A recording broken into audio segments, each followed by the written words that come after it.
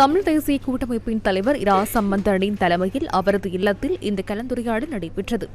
இலங்கை தமிழரசு கட்சியின் தலைவர் மாவை சேனாதிராசா, தமிழீழ விடுதலை இயக்கத்தின் தலைவர் செல்வம் அடிக்கலநாதன், தமிழீழ மக்கள் விடுதலைக் கழகத்தின் தலைவர் தர்மலிங்கம் சித்தார்த்தன், ஈழ மக்கள் புரட்சிகர விடுதலை முன்னணியின் தலைவர் சுரேஷ் பிரேமச்சந்திரன், தமிழ் தேசிய கட்சியின் செயலாளர் நாயகம் கே சிவாஜலிங்கம், பாராளுமன்ற உறுப்பினர்களான ஏ சுமந்திரன், கோவிந்தன் கருணாகரம் ஆகியோர் கலந்துரையாடலில் பங்கேற்றனர். சில தீர்மானங்களை எட்டியிருக்கின்றோம். 31ஆம் தேதிக்குள்ள அரசியல் தீர்வு சம்பந்தமாக அரசாங்கம் அறிவிக்க வேண்டும் என்ற கோரிக்கையை நாங்கள் முன்வைக்க இருக்கின்றோம். ஆகவே நாளைய தினம் சென்று சில நிபந்தனைகளை நாங்கள் ஜனாதிபதியிடம் சொல்லி வருவதாக முடிவெடுத்திருக்கிறோம். ஜனாதிபதியினுடைய அதிகாரத்துக்குள் செய்யக்கூடிய விஷயங்களை, இந்த அதிகார பரவலாக்கல் சம்பந்தமாக அரசியலமைப்பில் மற்றும் சட்டங்கள் இருக்கின்ற விஷயங்களை அமுல் நடத்துவதை உடனடியாக செய்ய வேண்டும் என்று, ஆரம்பிக்க வேண்டும் என்று. அடுத்தது இந்த காணி பிரச்சனைகள் மற்ற விஷயங்கள் சம்பந்தமாக உடனடியாக நடவடிக்கைகள் எடுக்க வேண்டும் என்று.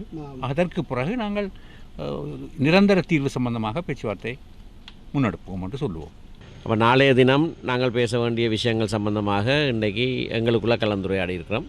நாளைய கூட்டத்தில் ஏதாவது முன்னேற்றம் இருக்கிறதான்றதை பற்றி நாங்கள் பார்க்க வேண்டும். முதலாவது அதோட ஏற்கனவே அரசியலமைப்பில் இருக்கிற அதிகார பகிர்வு சம்பந்தமான விஷயங்களை உடனடியாக அமல்படுத்தலாம். அதில் எந்த விதமான சட்ட மாற்றத்துக்கும் தேவை இல்லை. ஆகவே அது சம்பந்தமாக என்னென்ன செய்ய வேண்டும் என்பதை குறித்து நாங்கள் அரசாங்கத்தோடு நாளைக்கு பேச இருக்கிறோம். இந்த பிப்ரவரி மாதம் 4ஆம் தேதி 75வது சுதந்திர தினத்துக்கு முன்பாக இதை செய்ய போகிறோம்னு சொல்லிக்கணும்.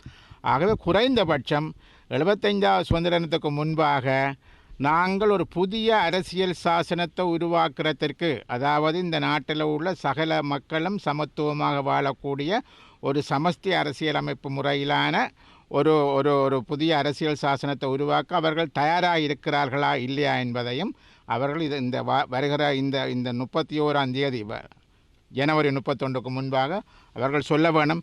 இதுகளை செய்ய தவறுவார்களாக இருந்தால் அரசாங்கம் எங்களை ஏமாற்றுகிற என்பதன் அர்த்தம்.